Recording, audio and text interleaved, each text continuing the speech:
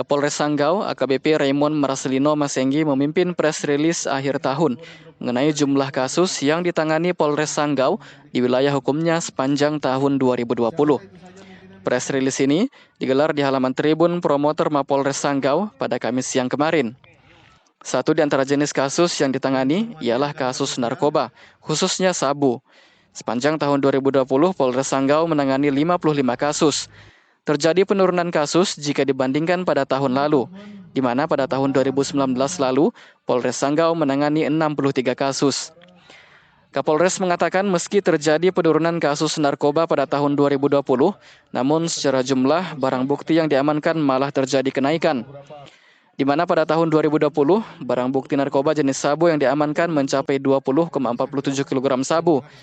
Sementara tahun 2019 lalu hanya 187 gram sabu atau 1,87 ons.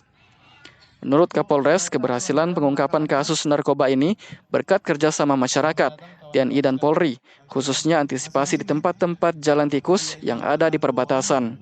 Ada peningkatan yang cukup signifikan dari sisi kualitasnya, bahwa memang jumlah kasus pada tahun 2020 mengalami penurunan, yaitu 55 kasus atau laporan polisi dibandingkan 63 kasus tahun 2019.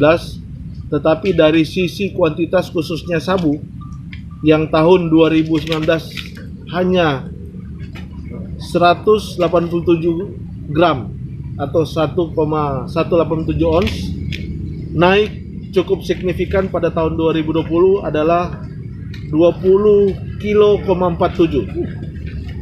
Jadi kenaikan cukup signifikan, dan ini terjadi karena dukungan dari masyarakat, kerjasama TNI Polri, khususnya kita mengantisipasi jalan-jalan tikus yang ada di perbatasan. Sementara kasus lainnya seperti tindak pidana 4C, curat curas, curbis, dan curanmor, jumlah laporan polisi selama tahun 2020 berjumlah 94 kasus. Jika dibandingkan tahun 2019 berjumlah 105 kasus, hanya terjadi penurunan 11 kasus dari tahun sebelumnya. Dari Kabupaten Sanggau, Theodardus Pontipi memberitakan.